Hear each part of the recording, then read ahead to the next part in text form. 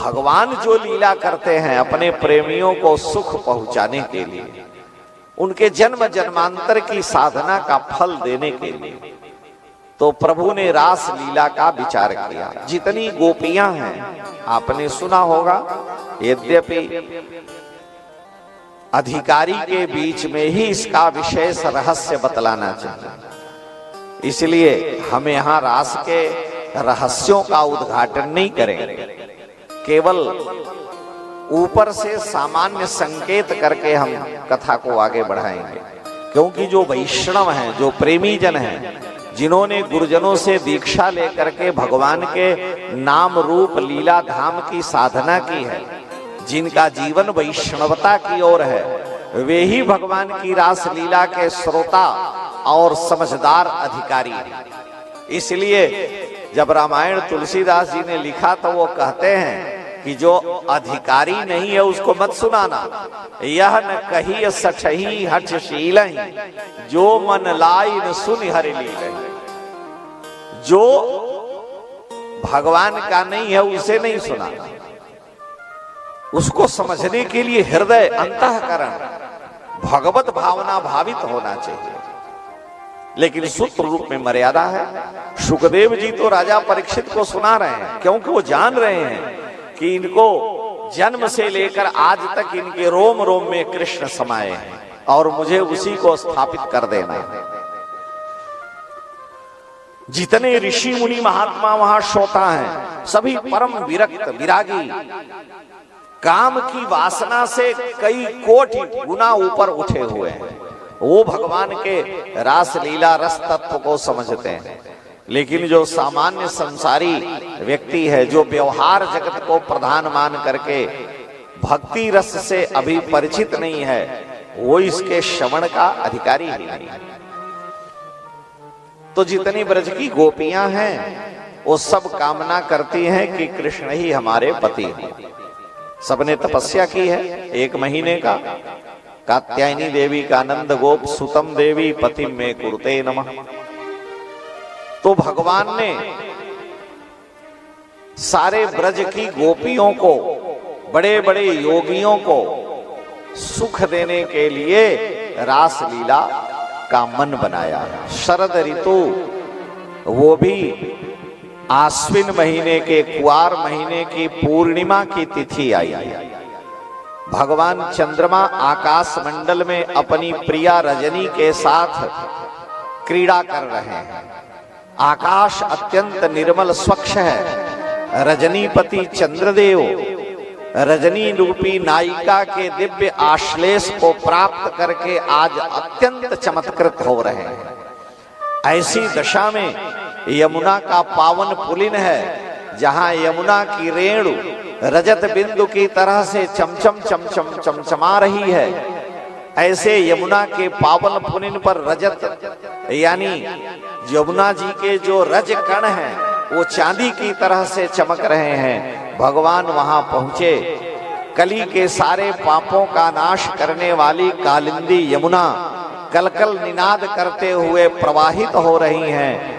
वहीं पर रसमय ब्रह्म साक्षात सच्चिदानंद श्री कृष्ण अपनी विशुद्ध प्रेम धारा को प्रवाहित करते हुए सतपात्र अधिकारियों का आकर्षण करने के लिए भगवान ने अपने अधरों पर वंशी रख करके उसे बजाया। वंशी के ध्वनि में यह जादू है कि जो प्रेमी है उनके हृदय को बलात् अपनी ओर खींच लेती है। इसलिए ये बांस की बांसुरी भगवान के अधरामृत का पान करके ये दिव्य जड़ को चेतन और चेतन को जड़ बना देती है। इसमें ये जादू है।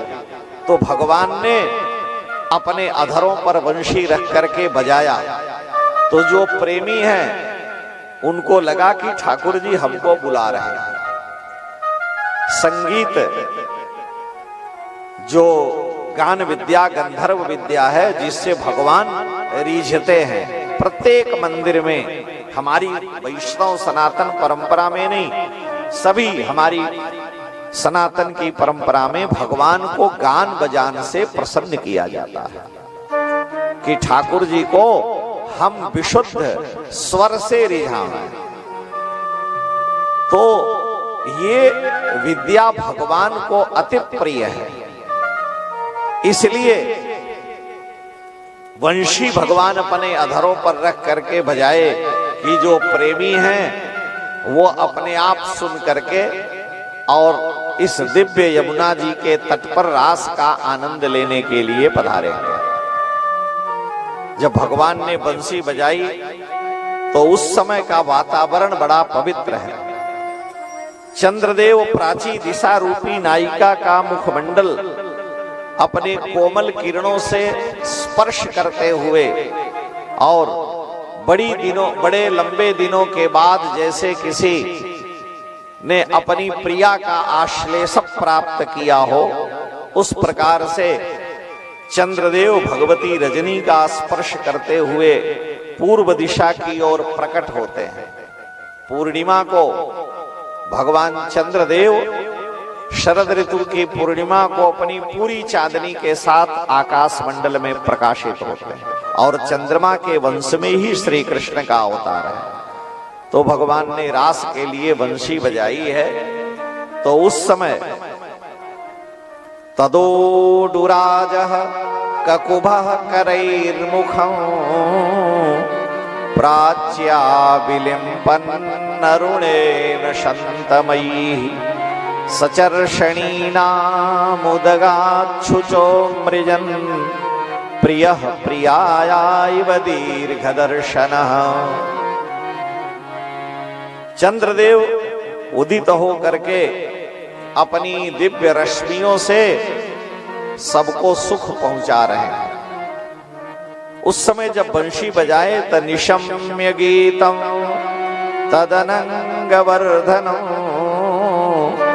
ब्रजस्त्रियः कृष्ण गृहीतमानसा आजग्मुरन्योन्यमलक्षितोद्यमा स यत्र कान्तो जवलोलकुण्डलः।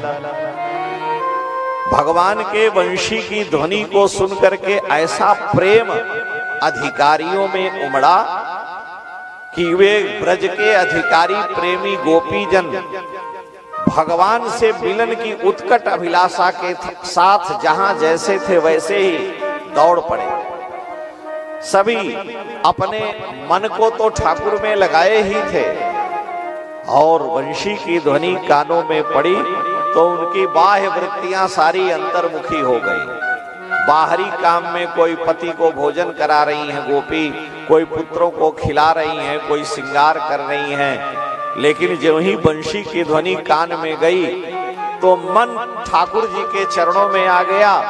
तो जो जैसे कार्य कर रही थी वैसे ही खिंची हुई भगवान के चरणों में आ गई, क्योंकि मन ही सब में प्रधान है। तो जब उनका मन आ गया, आजग्म अन्योन्यमलक्षितोद्यमा, अनंत मन है, अनंत गोपियां हैं, वो आ रही हैं एक दूसरे को बिना देखे हुए ही। वंशी की ध्वनि सुनते ही जिन्होंने एक साथ साधना की थी कि कृष्ण हमारे पति हों, वो गोपियां एक दूसरे को बिना सूचना दिए दौड़ी हुई यमुना जी के तट पर आ गई। अपनी चेष्टाओं को छिपा नहीं पाई, जो जैसे तैसे उठ धावई, बाल वृद्ध कहूं संग न लावा। मुरलिया हर के मधुबन में धूम मचाए, मुरलिया हर के मधुबन में धूम मचाए, मुरलिया हर के मधुबन में धूम मचाए, ये मुरलिया हर के मधुबन में धूम मचाए। वृंदावन में बंसी बाजी तीन भुवन धुन छाए, वृंदावन में बंसी बाजे तीन लोक धुन छाए। ओ वृंदावन में बंसी बाजी तीन लोक धुन छाए। वृंदावन में बंसी बाजे तीन लोक धुन छाए। ले बीड़ा नारद जी दौड़े, ले बीड़ा नारद जी दौड़े, शिव समाधि बिसराई। मुरलिया हर के मधुबन में धूम मचाई। मुरलिया हर के मधुबन में धूम मचाई।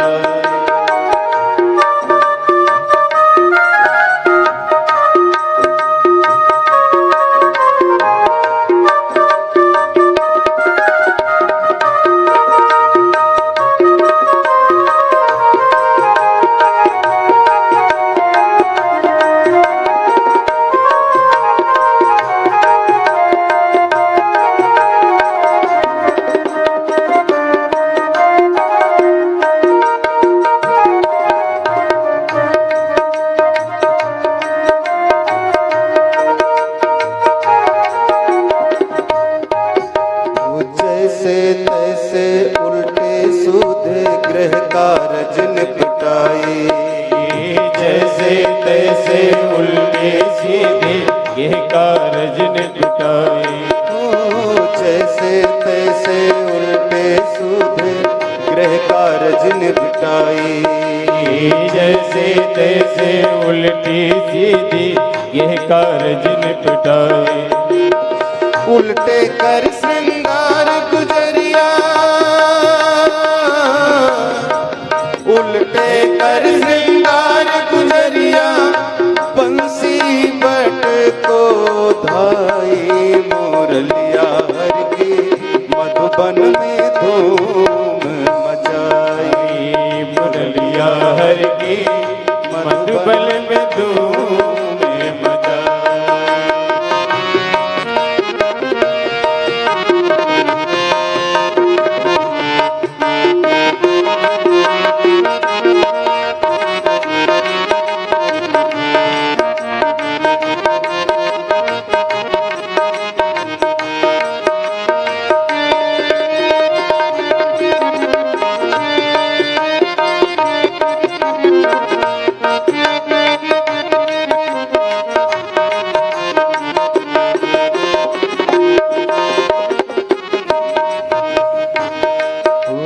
खीर में नून, दाल में शक्कर, माखन में मिर्चाई।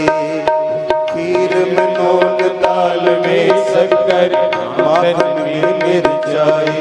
ओ खीर में नून, दाल में शक्कर, माखन में मिर्चाई। खीर में नून दाल में शक्कर माखन में मिर्चाई। गऊ को साग, ससुर को भूसा, गऊ को साग, ससुर को भूसा, ऐसी मती बोराई। मुरलिया हर की मधुबन में धूम मचाई। मुरलिया हर की मधुबन में धूम मचाई।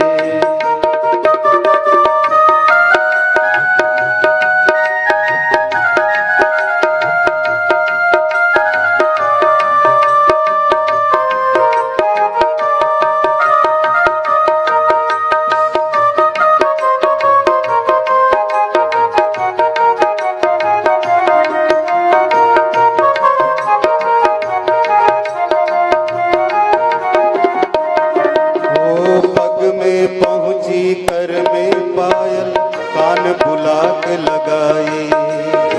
पग में पहुंची कर में पायल, कान बुला के लगाई। ओ पग में पहुंची कर में पायल, कान बुला के लगाई। नयन महावर पग में अंजन, नयन महावर पग में अंजन, टिकुली कपोल चिपकाई।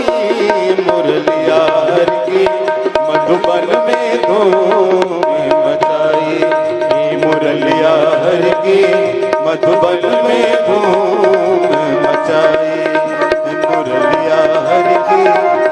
मधुबन में धूम मचाए, मुरलिया हर की मधुबन में धूम मचाए। बंशी की ध्वनि का ये प्रभाव पड़ा कि जो गोपियां जिनका मन भगवान के चरणों में लगा था, वे घर के कार्यों को कर रही थी और इसी बीच में बंशी की ध्वनि उनके कान में पड़ गई। परमादरणीय साकेतवासी श्री नारायण दास जी भक्तमाली श्री मामा जी महाराज का यह पद है। मामा जी लिखते हैं कि जब बंशी की ध्वनि गोपियों के कान में गई तो घर का वो काम कर रही थी, लेकिन ज्यों ही बंशी की ध्वनि गई, कृष्ण में मन ऐसा लगा था कि जो जैसा काम था वो उल्टा सुल्टा हो गया और दौड़ी भगवान के पास आ गई। आपने सुना लेकिन आप जान नहीं पाए। अब एक गोपी थी, अपने पति को, अपने ससुर को भोजन करा रही थी और इसी बीच में गाय रंभाने लगी। तो ससुर मांग रहे थे कि हमको सब्जी दो, और गाय को, उसे गाय रंभाने लगी तो गाय को उसको भूसा देना था, लेकिन वो बुद्धि उसकी उलट पलट हो गई क्योंकि बंसी की ध्वनि कान में पड़ गई। तो गऊ को साग ससुर को भूसा, ऐसी मति बौराई, मुरलिया हरि के मधुबन में धूम मचाई। और हुआ क्या, वो श्रृंगार कर रही थी एक गोपी, तो श्रृंगार में क्या गड़बड़ हो गया, श्रृंगार कर रही तब तक बंसी की ध्वनि कान में पड़ गई। तो नयन महावर, महावर पैर में लगता, नयन महावर पग अंजन, और आंख का काजल पैर में लगा लिया। नयन महावर पग अंजन टिकुली कपोल चिपकाई, टिकुली यहाँ चिपकाना चाहिए, गाल पे चिपका लिया, जल्दी से भागी क्योंकि मन तो श्याम सुंदर ने खींच लिया। तो नयन महावर पग अंजन टिकुली कपोल चिपकाई, मुरलिया हरि की मधुबन में धूम मचाई। अरे तो छोड़ दीजिए, जो शंकर जी कामदेव को छीन में दिए जलाई, शंकर जी ने कामदेव को जला दिया, वो मचल पड़े कैलाश में कि बंशी की ध्वनि सुनाई दी है और मैं भी वहां जा रहा हूं। तो श्री पार्वती अम्बा ने कहा कि श्री कृष्ण के महारास में पुरुष का प्रवेश प्रतिबंधित है, वहां कोई पुरुष प्रवेश नहीं कर सकता। देखिए गोपी माने होता क्या है, गो माने इंद्रियां, गो गोचर जहां लग मन जाई, सो सब माया जाने उभाई। तो गो माने इंद्री और पी माने पीना, तो गोपी का अर्थ है गोभी ही इंद्रियई ही, अहर्निशम ब्रह्म रसम पीवती यासा गोपी। जो अपनी इंद्रियों से, आंखों से, कानों से केवल श्री कृष्ण रस ही पिए, दिन रात उन्हीं में निमग्न रहे, वो गोपी हैं। हम लोग संसार का रस सबसे दिव्य मानकर पीते हैं, लेकिन गोपियां कृष्ण का ही चरित्र सुनती हैं, उन्हीं की लीलाओं को, झांकी का दर्शन करती हैं, उन्हीं के धाम में रहती हैं, हाथ उन्हीं के काम में लगे हैं। घर में रह करके भी मन श्री कृष्ण के चरणों में। इसीलिए तो सूरदास लिखते हैं कि गोपियां कहती हैं, उधो मन न भये तशवीस, और एक हुतो सो गयो श्याम संग। तो को अपराध है इस, मन एक होता और एक तो श्याम के साथ गया है। तो गोपियां, गोपी उसे कहते हैं जो अपनी इंद्रियों से सदा भगवत रस कृष्ण प्रेम को ही पिए। ये सामान्य नहीं है, बड़ी ज्ञानी है, विदुषी है, ब्रह्म वेद की ऋचाएं गोपियां हैं। इसलिए शंकर जी के कान में जब बंशी की ध्वनि पड़ी तो शंकर जी भी मचल पड़े कि मैं भी भगवान के महारास में जाऊंगा। लेकिन जब चल पड़े तो पार्वती जी ने कहा आप कैसे जाएंगे, वहां तो केवल गोपी बन करके ही जाया जा सकता। आप लोग पढ़े होंगे, भगवान को पुरुषोत्तम कहा जाता, पुराण पुरुष कहा जाता। हम लोग कितनी बार मेल फीमेल और थर्ड जेंडर बने, कहा नहीं जा सकता है। मनुष्य कभी पुरुष होता, कभी स्त्री होता, कभी नपुंसक, अनेक शरीर धारण करता है।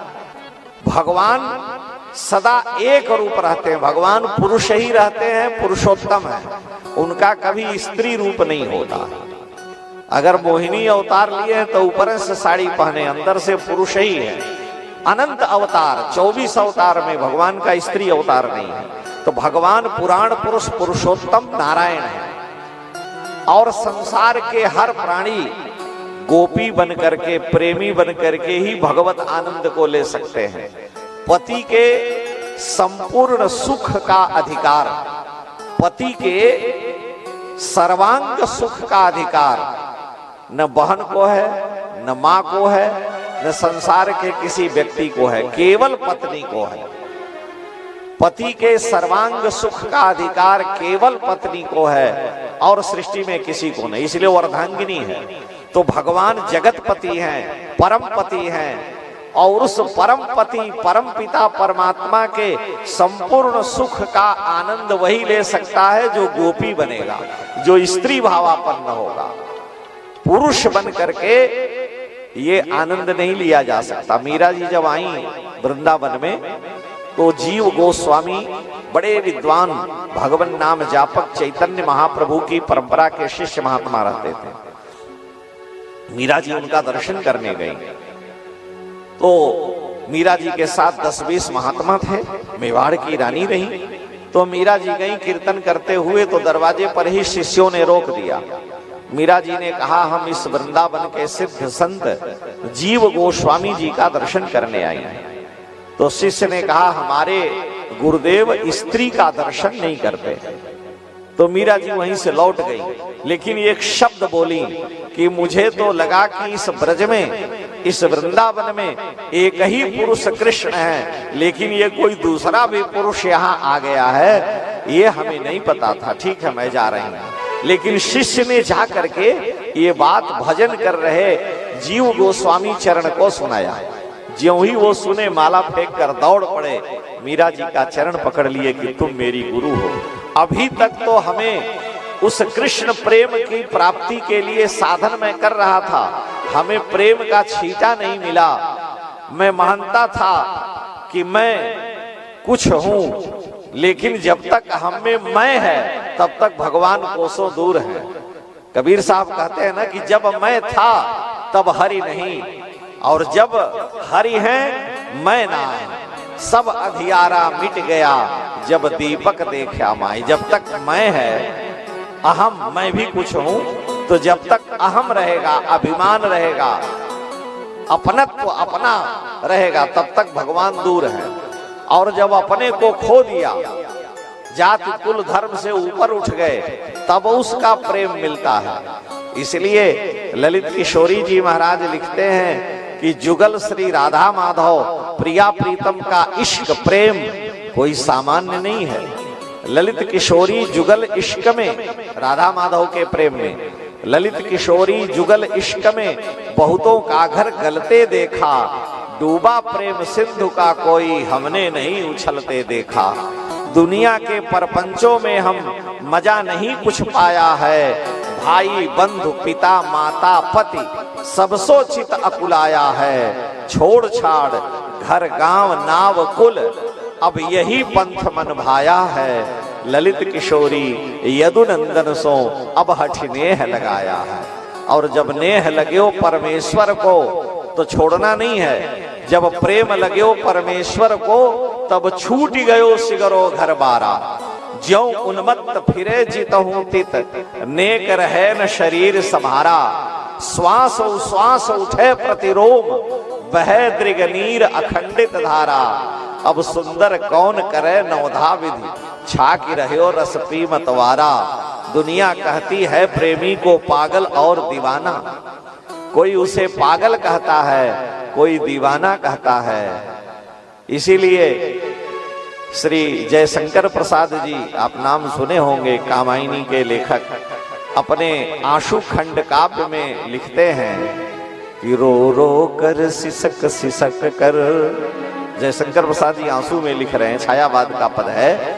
रो रो कर सिसक सिसक कर, कहता मैं करुण कहानी। रो रो कर सिसक सिसक कर, कहता मैं करुण कहानी। तुम सुमन लो, सुमन माने फूल भी होता है, सुमन माने मन भी। रो रो कर सिसक सिसक कर कहता मैं करुण कहानी, तुम सुमन नोचते सुनते करते जानी अनजानी। घायल की गति घायल जाने, या तो कोई दीवाना हंसे, या तो कोई दीवाना हंसे, या मेहरबाज इस पे खुदा, वरना इस दुनिया में आके मुस्कुरा सकता है कौन। राजा दुखिया प्रजा दुखिया, साधु के दुख दूना, कहें कबीर सुनो भाई साधो एको घर नहीं सुना। तो सारे संसार के लोग मैं के अभिमान में हैं, और जब तक ये मैं नहीं मिटेगा तब तक श्री कृष्ण प्रेम नहीं आएगा। मैं, अहम, अभिमान। तो ये गोपियां श्री कृष्ण जगतपति परमपति परम पिता हैं, और वो जानती हैं कि कृष्ण प्रेम की प्राप्ति के लिए, जुगल राधा माधव के प्रेम के लिए हमें अहम का विसर्जन करना, गोपी होना पड़ेगा। भगवान जगतपति हैं, पति के सर्वांग सुख का अधिकार स्त्री भावापन्न होकर के मिलेगा। तो शंकर जी से पार्वती जी ने कहा आप वहां कैसे जाओगे, वहां तो केवल गोपियों का ही प्रवेश है। तो शंकर जी ने कहा तो हम भी गोपी बन के जा सकते हैं।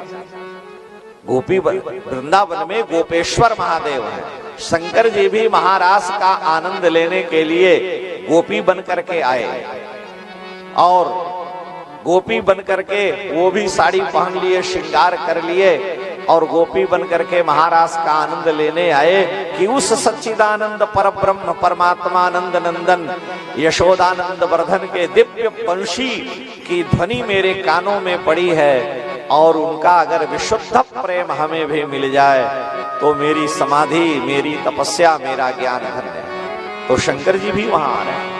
एक दिना भोले भंडारी बन के ब्रज की नारी वृंदावन आ गए हैं, वृंदावन आ गए हैं। एक दिना भोले भंडारी बन करके ब्रजनारी वृंदावन आ गए हैं, वृंदावन आ गए हैं। पार्वती जी मना के हारी, ना माने त्रिपुरारी वृंदावन आ गए हैं, वृंदावन आ गए हैं। पार्वती जी मना के हारी, न मने त्रिपुरारी वृंदावन आ गए हैं, वृंदावन आ गए हैं। पार्वती से बोले मैं भी चलूंगा तेरे साथ में, तेरे साथ में। पार्वती से बोले मैं भी चलूंगा तेरे साथ में, तेरे साथ में। राधा संग श्याम नाचे मैं भी नाचूंगा तेरे साथ में, तेरे साथ में। राधा संग श्याम नाचे मैं भी नाचूंगा तेरे साथ में, तेरे साथ में। ब्रज में रास रचा है भारी, हमें दिखा दो प्यारी वृंदावन आ गए हैं, वृंदावन आ गए हैं। एक दिना भोले भंडारी बन के ब्रज की नारी वृंदावन आ गए हैं, वृंदावन आ गए हैं।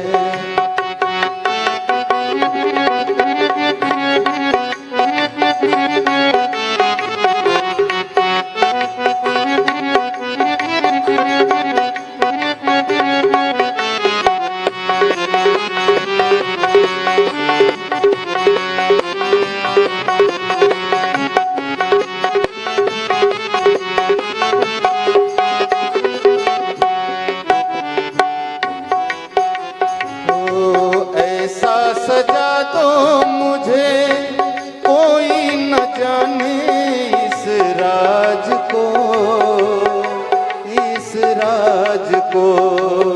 ऐसा सजा तो मुझे कोई न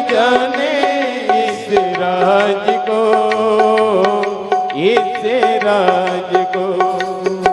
मैं हूँ सहेली तेरी ऐसा बताना ब्रजराज को, ब्रजराज को। मैं हूँ सहेली तेरी ऐसा बताना बेजराज को, बेजराज को। हाँ, लगा के बिंदिया पहन के साड़ी चल चले मतवारी वृंदावन आ गए, वृंदावन आ गए।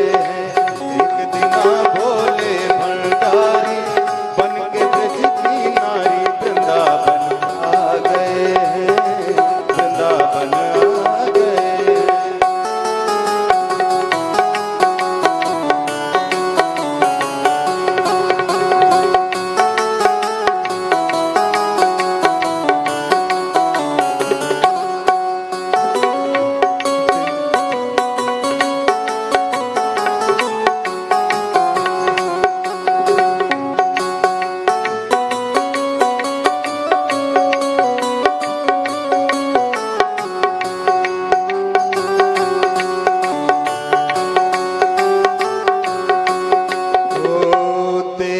प्रभु ने जब समझ गए सब राज रे, सब राज रे।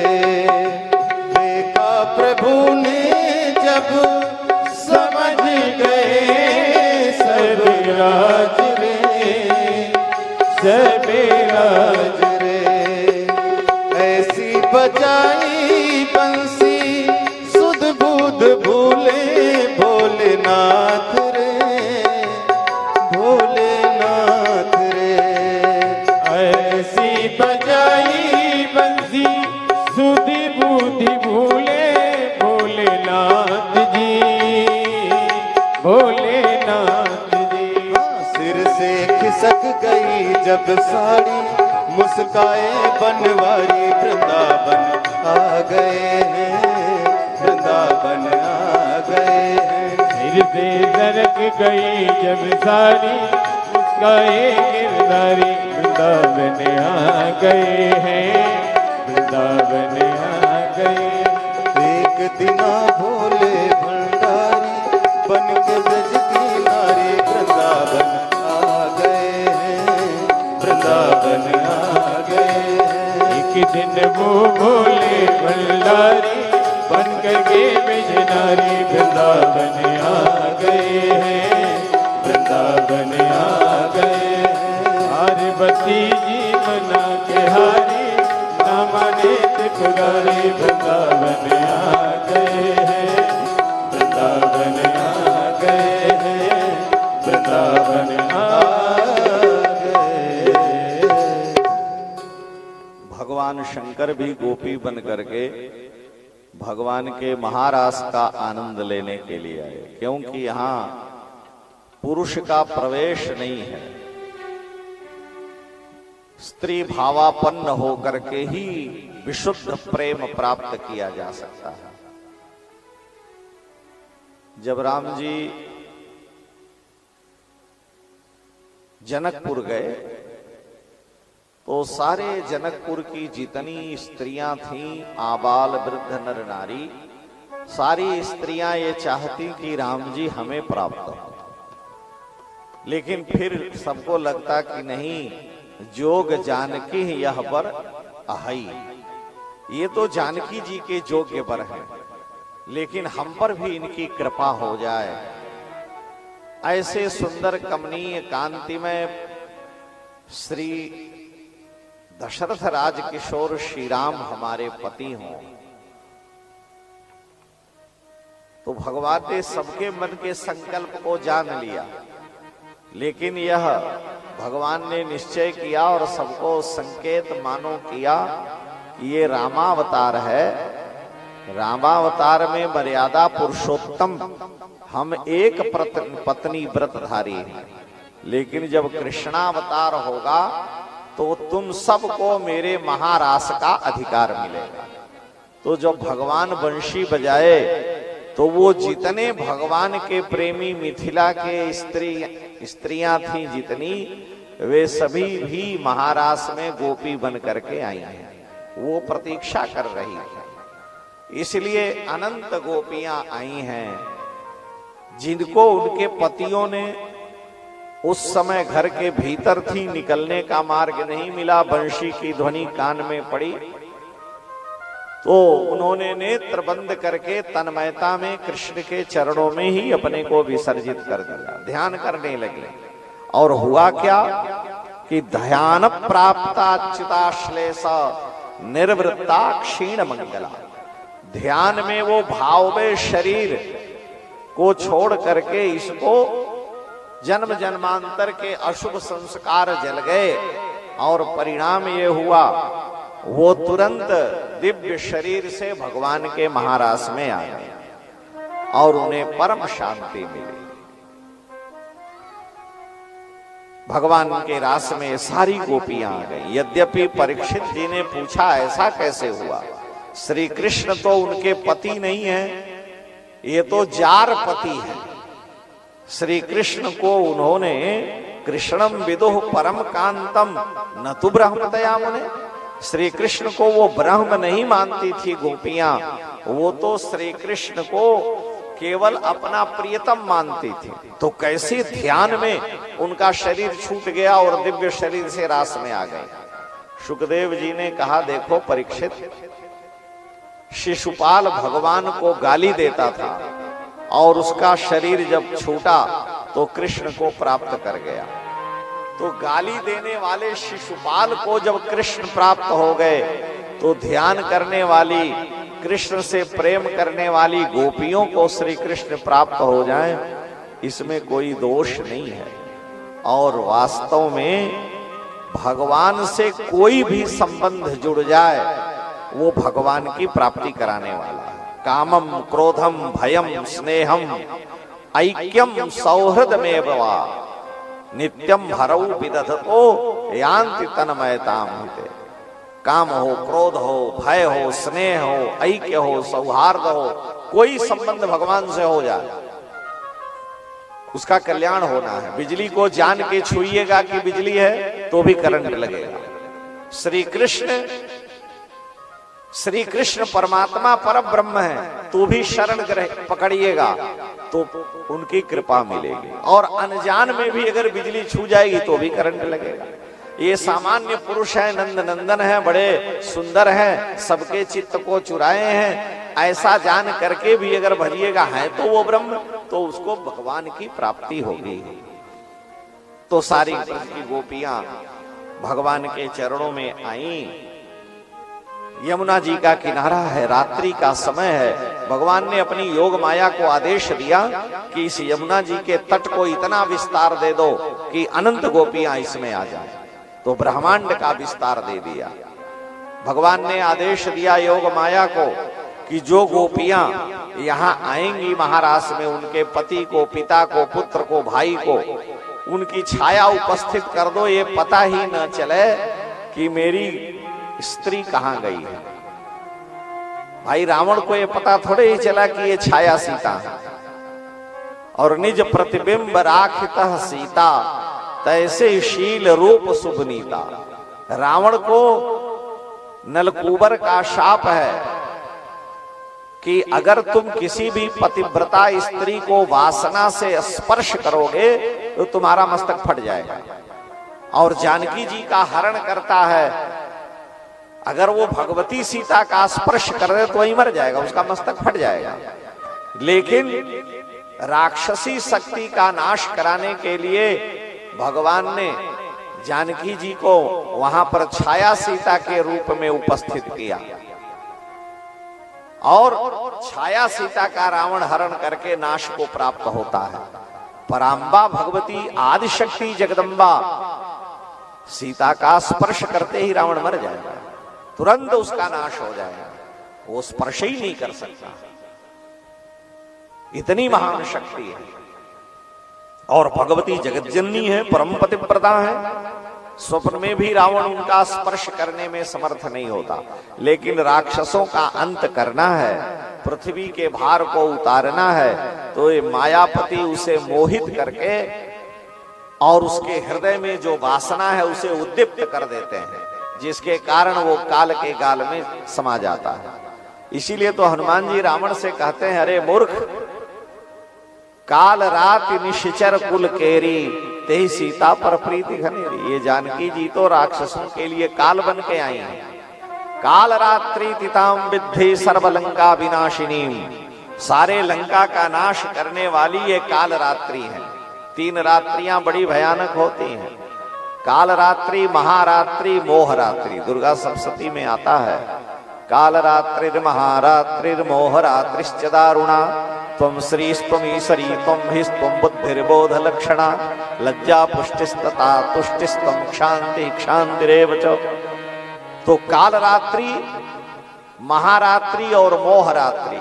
मोह रात्रि जन्माष्टमी की रात्रि है, महारात्रि दिवाली की रात्रि है और काल रात्रि शिवरात्रि की रात्रि है। तो ये रात्रि साक्षात काल रात्रि निशिचर कुल केरी, तुलसीदास जी अनुवाद किए हैं। उनका स्पर्श करते ही वो मर जाएगा। तो पतिव्रता का स्पर्श संभव ही नहीं।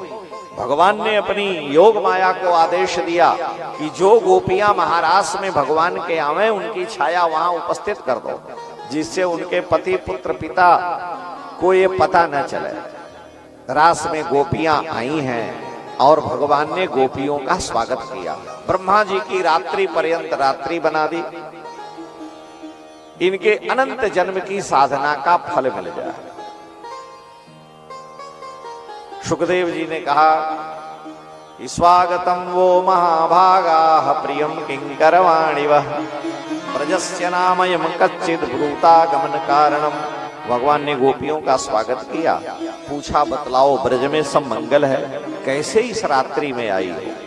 ये भयानक रात्रि है, बड़े बड़े विषधर जीव जंतु हिंसक प्राणी इस वन के यमुना जी के तट पर जो कटीले कंकड़ीले पथरीले ये पथरीले मार्ग हैं, झाड़ झंखाड़ हैं, यहाँ बड़े बड़े हिंसक भालू शेर जीव भ्रमण करते हैं, तुम कैसे आए?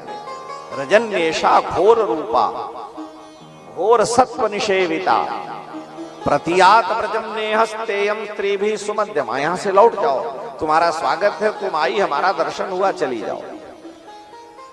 तुम्हारे पिता पति पुत्र ढूंढ रहे हो। गोपियों ने कहा, भगवान ने कहा कि पति कैसा भी हो उसको छोड़ना ठीक नहीं है। दुर्शीलो दुर्भगो वृद्धो जडो रोग्य धनो पिवा। दुर्शील है, दुर्भग है, बूढ़ा है, जड़ है, रोगी है, निर्धन है, तो भी पति स्त्रीभिर नहातव्यो लोके सुभिरपि पातकी। स्त्री को पति का त्याग नहीं करना चाहिए। और तुम अपने पति पुत्र भाई सबको छोड़ के यहां आ गई।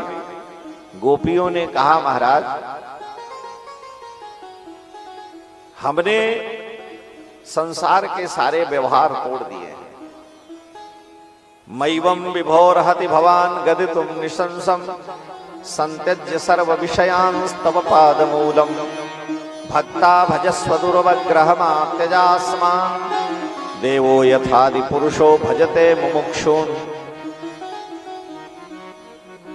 गोपियों ने कहा कि हे प्रभु, हे नाथ, आप तो घट घट में निवास करने वाले हो, सबके हृदय में रहने वाले हो, सबके हृदय की बात जानते हो, आप विभु हो और ऐसा कठोर वचन कह रहे हो। हमारे हृदय को आप जानते हैं भली भांति कि हमने संसार के सारे संबंध छोड़ दिए हैं, छोड़ छाड़ घर गांव नाव कुल, अब यही पंथ मन भाया है।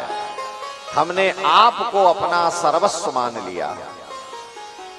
हमारे जो पति हैं वो व्यवहार के जगत के पति हैं, लेकिन परमार्थ में पति तो आप हैं। हे नाथ, तुम पर हमारा कोई विशेष वश नहीं है, लेकिन फिर भी हम आपकी हैं, अतः आप अपनों का त्याग नहीं करते जैसे भगवान नारायण। हे प्रभु, आप सभी धर्म के रहस्य को जानने वाले हैं।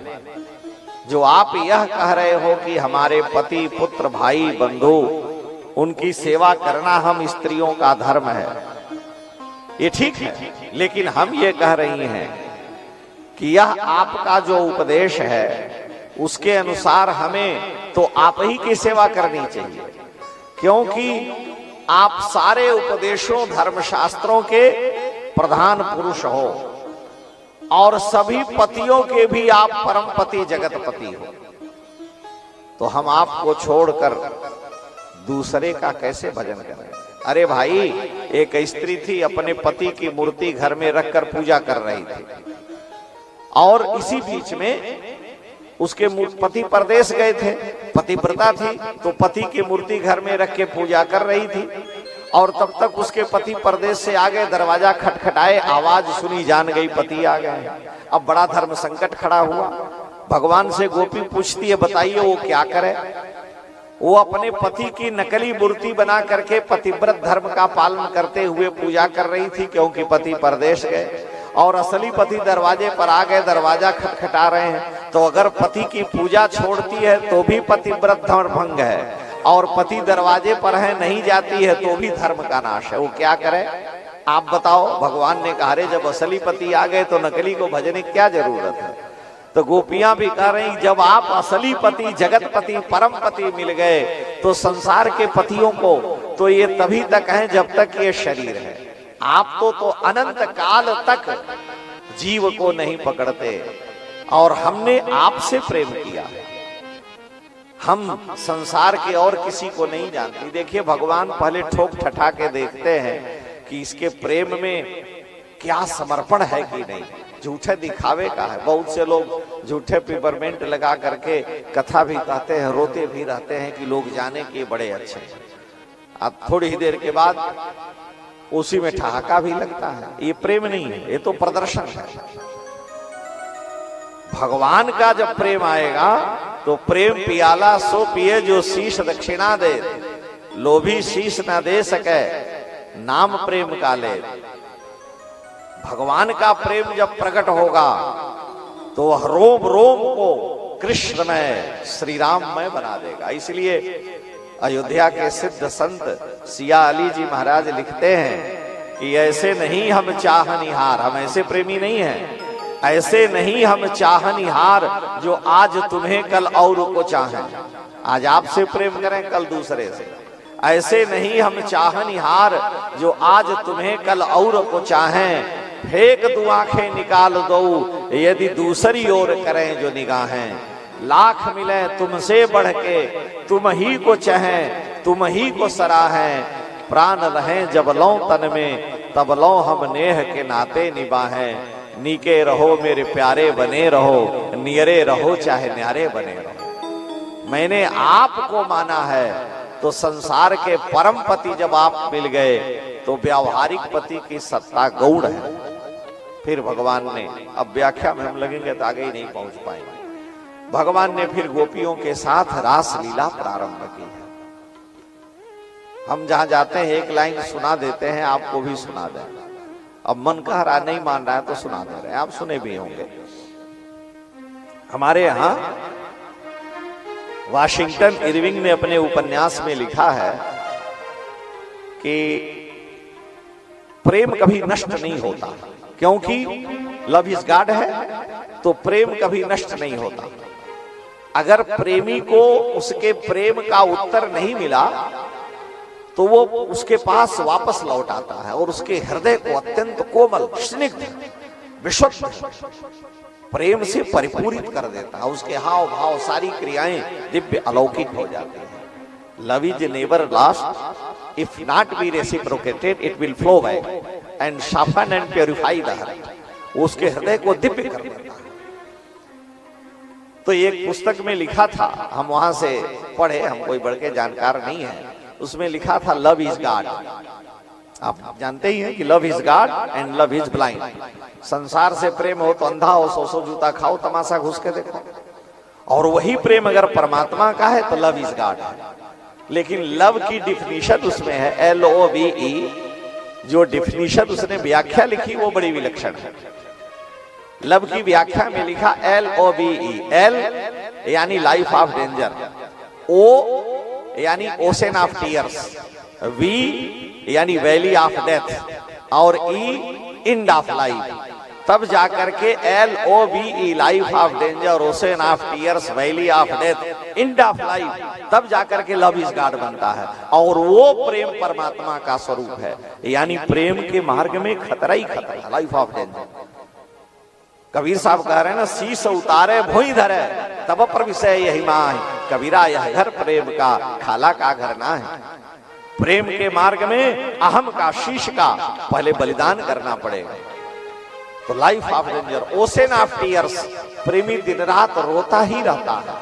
वाक् गदगदा द्रवते यस्य चित्तम रुदत्य भीक्षणम हसति क्वचित् च विलज्य उद्गायत नित्यते च मदभक्ति युक्तो भुवनम पुनाति। दिन रात रोता रहता है, अश्रुओं का समुद्र बहता है। Ocean of tears, valley of death, ये प्रेम मौत की घाटी है।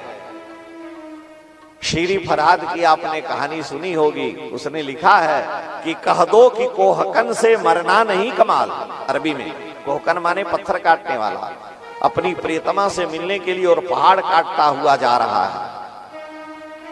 तब तक उसका संदेश आया, लगा अब मर जाएंगे, अब नहीं मिलेंगे। तो उसका संदेश आता है, केवल हमें उस शब्द पर ध्यान देना है। उसने कहा, अगर तुम हमसे मिलने के लिए पहाड़ काटते आ रहे हो और बीच में मर गए, तब कहां प्रेम रहा। इसलिए हे ये पत्र ले जाओ, दो।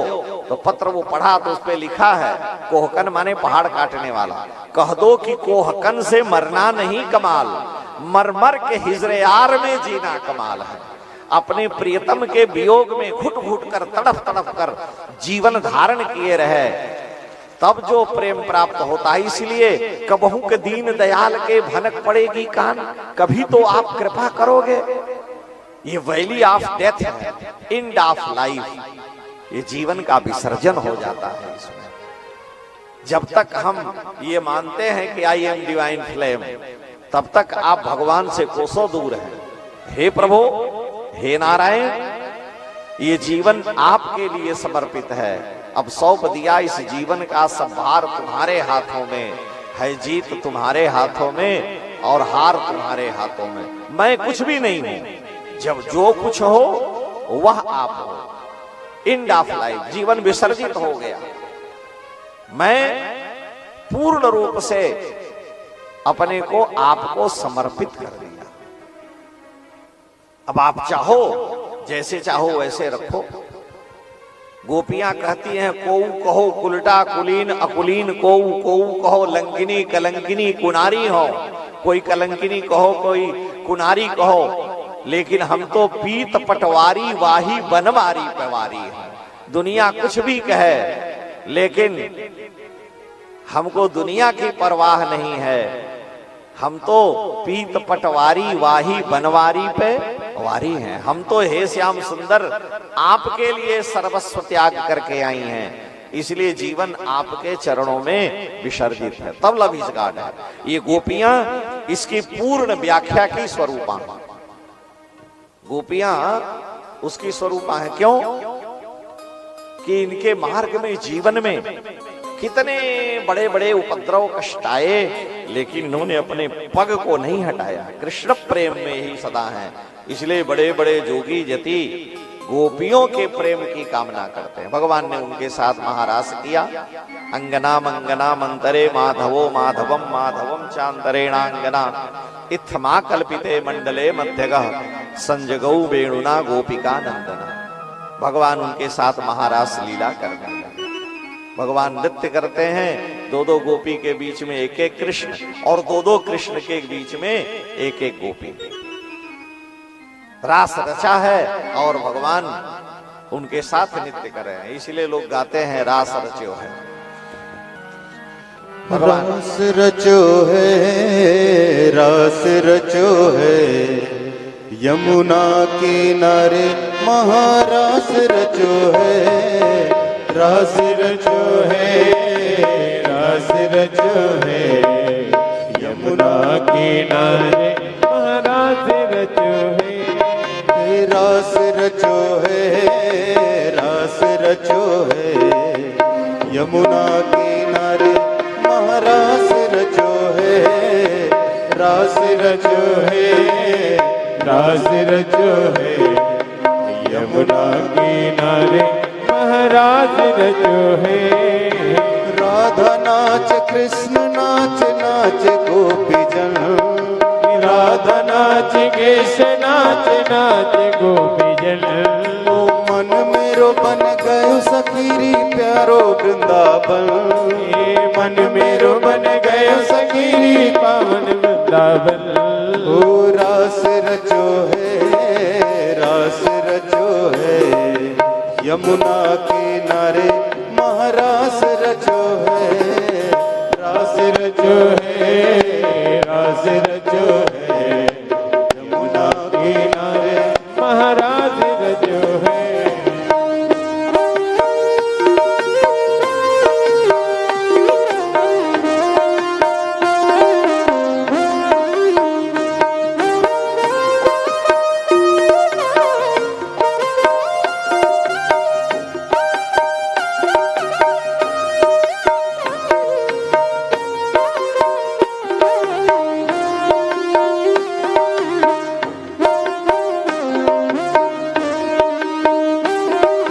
सूरज नाचे चंदा नाचे, नाचे तारागण, सूरज नाचे चंदा नाचे, नाचे तारगण। मन मेरो बन गयो सखीरी पावन वृंदावन, मन मेरो बन गया सखीरी पावन वृंदावन। ओ रास रचो है, रास रचो है, यमुना किनारे महारास रचो है, रास रचो है, रास रचो है, यमुना किनारे महारास रचो है।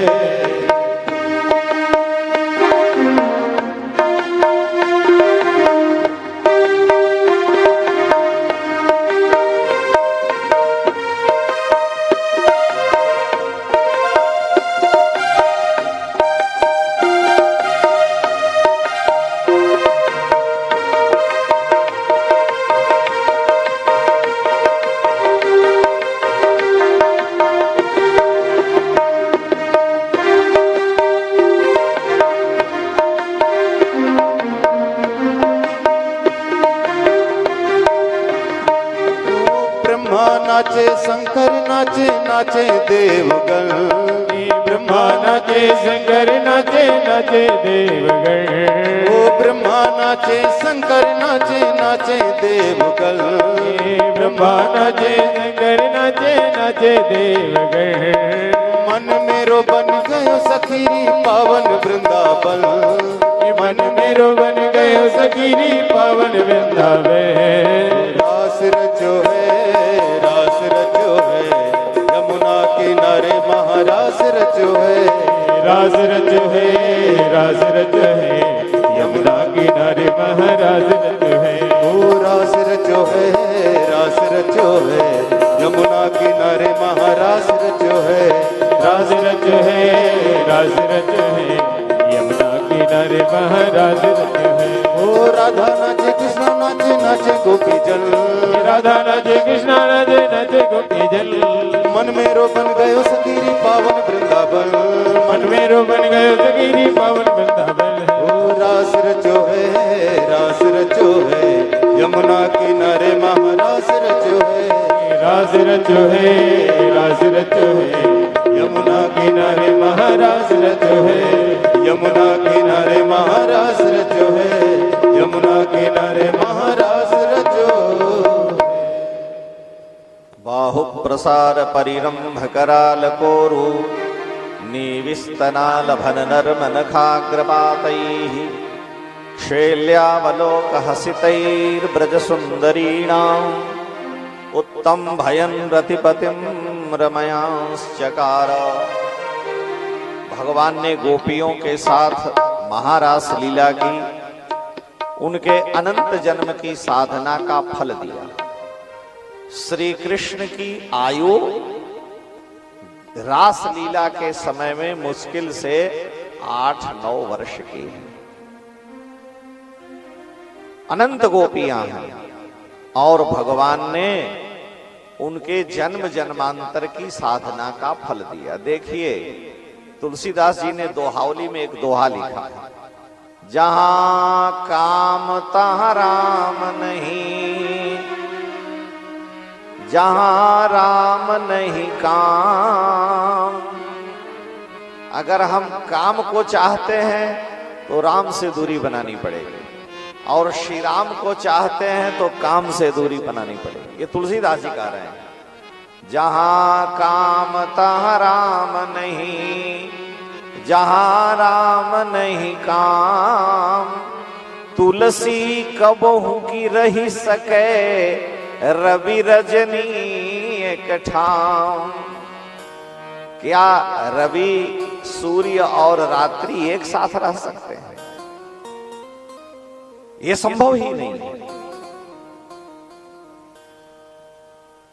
इसलिए भगवान से मिलने के लिए जब तक काम की निवृत्ति नहीं होगी तब तक कृष्ण की प्राप्ति नहीं होगी। जब तक काम दूर नहीं होगा तब तक श्री राम का मिलन नहीं होगा। तो गोपियों के काम के समस्त भावों को भगवान ने समाप्त कर दिया है। काम काम सब कोई कहे, काम न जाने कोय, जाते मन की वासना काम कहावे सोय। पद प्रतिष्ठा मान इज्जत वासना सुख दुख हानि लाभ चाह, ये सब काम पदवाच्य है। और जब ये सब शांत समाप्त हो जाएंगे तब जाकर के ठाकुर की कृपा होती है। तो इन गोपियों ने छोड़ छाड़ घर गांव नाव कुल, यही पंथ मन भाया है। ललित किशोरी यदुनंदन सो अब हटने लगाया। तो काम के क्षीण समस्त जो स्थान थे सबको नष्ट कर दिया। गोपियों के साथ भगवान रास किए। गोपियों को लगा कि आज हमसे भाग्यशाली कोई नहीं है। उन्हें अपने सुहाग का गर्व हुआ कि सच्चिदानंद पर ब्रह्म परमात्मा आज हमारे प्रेम के वश में होकर मेरे साथ नर्तन नृत्य कर रहे हैं। मैं जैसे चाहती हूं वैसे ही ठाकुर जी हमारे साथ नृत्य करते हैं, हमें आनंद प्रदान करते हैं। देखिए प्रेम जो होता है वो संयोग में उतना पुष्ट नहीं होता जितना वियोग में पुष्ट होता है। आप किसी से कितना प्रेम करते हैं ये मिलन में पता नहीं चलेगा, जब दोनों में दूरी हो जाएगी तब पता चलेगा। भरत जी का राम जी से कितना प्रेम था ये तब पता चला जब राम जी का वनवास हुआ। और अगर राम जी वन में नहीं जाते तो भरत जी के प्रेम का पता नहीं चलता। तो संगम विरह विकल्पे बरमेह विरहो न संगमस्तस्य, संगे सैव तथैका विरहे तन्मयम जगत। साथ में अगर प्रियतम है तो केवल वही दिखते हैं, और विरह में सारा जगत अपने प्रभु का प्रियतम का रूप दिखता है। तो इसलिए प्रेम में दूरी में भी प्रेम और बढ़ता है। इसलिए हमारे यहां कहा किसी कवि ने कि उल्फत में करामात हुआ करती है। उल्फत में प्रेम में उल्फत में करामात हुआ करती है और दूरी में भी मुलाकात हुआ करती है। उल्फत में करामात हुआ करती है, दूरी में भी मुलाकात हुआ करती है। समझे नहीं आप इशारा मेरा, बेलफ्ज के भी बात हुआ करती है। जितने वे दूर रहे हमसे, जितने वे दूर रहे हमसे, उतनी हम उनकी चाह करें। सुख अद्भुत प्रेम की पीर में है, हम आह करें वो वाह करें। वो तड़फ तड़फ करके सांसें भरता है और वो वाह करते, ये प्रेम है। तो भगवान अंतर्ध्यान हो गए गोपियों के बीच में कि इनका प्रेम जगत के लोग जाने। तो अंतरहिते भगवती सहसैव व्रजांगना अतप्यंस्तम अचक्षाणा करिण्यैव यूथप।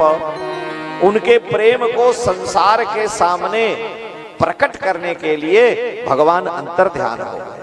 अब गोपियां व्याकुल होकर के विलाप करने लगी, रुदन करने लगी, कहीं दूर नहीं गए, उन्हीं के बीच में छिप गए, गोपी बन गए। यही कृष्ण का नटखट स्वरूप है। वहीं छिपे हैं लेकिन वो ढूंढ रही हैं। कहां गए मेरे प्रभु, विलाप करने लगी उनके प्रेम को जगत के सामने प्रकट करने के लिए। अब वो फूट फूट कर रोने लगी, ढूंढने लगी, एक वन से दूसरे वन में जाती हैं, भगवान के वियोग में तड़प रही हैं, खोज रही हैं। और भगवान श्री राधा रानी के साथ दूसरे वन में गए। श्री जी ने कहा हम थक गई हैं। भगवान ने कहा कंधे पर आओ बैठो। जो कंधे पर बैठने के लिए पेड़ की डाली पकड़ी, उनसे भी अंतर ध्यान हो गए, वो भी मूर्छित हो गई। वियोग में प्रेम पुष्ट होता है। जब अंतर्धान हो गई, गोपियां विलाप करने लगी, ढूंढने लगी, अनेक उलाहनाएं देती हैं।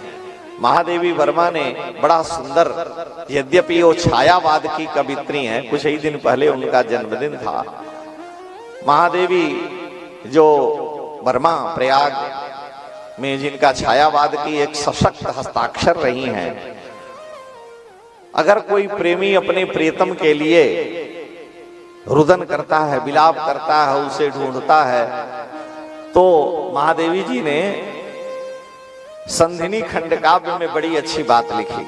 वो लिखती हैं छायावाद में कि तुम अपने प्रीतम को पाने के लिए इतना रुदन कर रही हो, इतना करुण क्रंदन कर रही हो।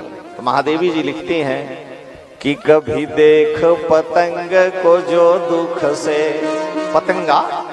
पतंगा जो बल्ब जल जाता है, कभी देख पतंग को जो दुख से निज दीप शिखा को रुलाता नहीं। जिस दीपक से वो जल जाता है, कभी पतंगा दीपक को कष्ट नहीं देता। कभी देख पतंग को जो दुख से निज दीप शिखा को रुलाता नहीं। मिल ले उस मीन से जो जल की, मिल ले उस मीन से जो जल की, निठुराई विलाप में गाता नहीं। मछली का जीवन ही जल है, मछली जल को नहीं छोड़ती, लेकिन जल इतना निष्ठुर है कि मछली को छोड़ देता है, वो सूख जाता है, लेकिन वो कोई शिकायत नहीं करती। महादेवी जी कह रही हैं, कभी देख पतंग को जो दुख से निज दीप शिखा को रुलाता नहीं। मिल ले उस मीन से जो जल की, निठुराई विलाप में गाता नहीं। कुछ सीख चकोर की, कुछ सीख चकोर से जो चुंगता, चकुराई चकोर आग की चिंगारी चुनता है। तो महादेवी जी कह रही हैं, अरे प्रेमी कुछ सीख तो, कुछ सीख चकोर से जो चुनता, अंगार किसी को सुनाता नहीं। अंगार खाता है। कुछ सीख चकोर से जो चुंगता, अंगार किसी को सुनाता नहीं। अब सीख ले मौन का मंत्र नया, यह पी पी घनों को सुहाता नहीं। अरे मेघ, अरे पपीहे, तुम पी पी क्यों पुकार रहे हो, ये उचित नहीं है पुकारना। अब सीख ले मौन का मंत्र नया, यह पी पी घनों को सुहाता नहीं। क्यों? क्योंकि जिसको अनुराग सा दान किया, जिसको तुमने प्रेम दान दिया है, जिसको तुमने प्रेम दिया, जिसको अनुराग सा दान दिया, उससे कण मांग ल जाता नहीं। प्रेम में याचना नहीं होती है। जिसको अनुराग सा दान दिया, उससे कण मांग ल जाता नहीं। अपनापन भूल समाधि लगा, यह पी का विहाग सुहाता नहीं। नभ देख पयोधर श्याम गिरा, मिट क्यों उसमें मिल जाता नहीं। वह कौन सा पी है पपीहा तेरा, निज बांध हृदय में बसाता नहीं। यह पी पी वियोग सुहाता नहीं।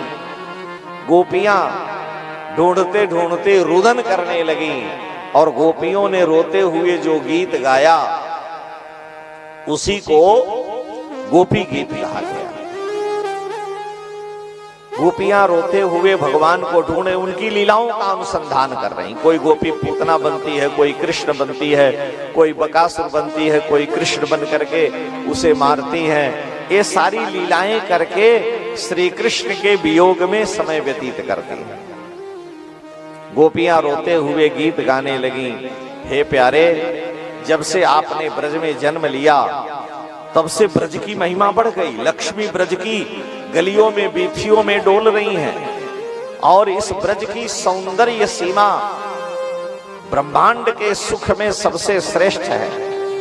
इसलिए हे प्रियतम, हमने अपने प्राण तुम्हारे चरणों में रख रखे, अब कृपा करो। जयति तेधिकम जन्मना ब्रज शयत इंदिरा शश्वदत्रहि दयित दृश्यताम दिक्षुतावका त्वयि धृता सवस्त्वाम विचिन्वते। हमारे असौ प्राण आप में ही हैं और हम आपको ढूंढ रही हैं। गोपियां जब फूट फूट कर रोने लगी तो भगवान प्रकट हो गए। तासाम तच्छौभगमदम, जो अंतर्धान हुए थे भगवान प्रकट हो गए। रुरुदु सुस्वरम राजन कृष्ण दर्शन लालसा। फिर गोपियों ने भगवान से जिज्ञासाएं की। श्री कृष्ण ने उनके प्रश्नों का उत्तर देते हुए कही बात कही कि हे गोपियों, हम देवताओं की भी लंबी आयु पा जाएं तो भी तुम्हारे ऋण से मुक्त नहीं हो सकते। तुमने जो मुझसे प्रेम किया है वो सांसारिक नहीं, वो विशुद्ध प्रेम है। इसीलिए गोपियों के प्रेम की संसार में बड़े बड़े योगी यति लोग उदाहरण देते हैं। बृहस्पति के शिष्य उद्धव जी कहते हैं कि हे श्री कृष्ण, हम पर कृपा करो कि गोपियों के चरण की रज हमें मिल जाए, कुछ प्रेम का छींटा मुझ ज्ञानी उद्धव पर पड़ जाए।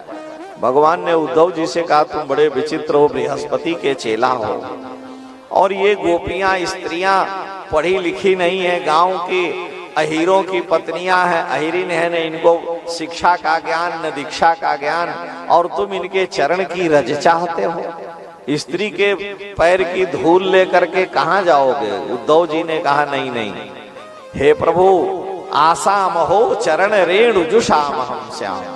अगर गोपियों के किसी प्रेमी के चरण की रज मिल जाए तो जीवन धन्य हो जाए। अगर नहीं मिल सकती है तो वृंदावने किमपि गुलमलत औषधि नाम, तो ब्रज में कोई लता पता हमें बना दो। गोपियां जब ब्रज की गलियों में बीथियों में चलें, उनके चरण की रज उड़े तो मैं उद्धव लता पता बना हुआ पवित्र हो जाऊंगा। ये इतनी पावन है भगवती गोपियां। आसाम हो चरण रेणु जुषाम हम श्याम, अथवा वृंदावने किमपि गुलमलत औषधि नाम। क्यों? या दुस्त्यजम स्वजनमार्य पथम चहित्वा। जिस संसार के संबंध को तोड़ना बड़ा कठिन है, दुस्त्यज है, उसको इन्होंने झटके में तोड़ दिया। या दुस्त्यजम स्वजनमार्य पथम चहित्वा भेजुर मुकुंद पदवीम श्रुतिभिर विमज्ञाम। वेद की ऋचाएं जिसका गुणगान करती हैं, ये गोपियां उन कृष्ण परमात्मा को प्राप्त की तो मुझे इनका प्रेम मिल गया।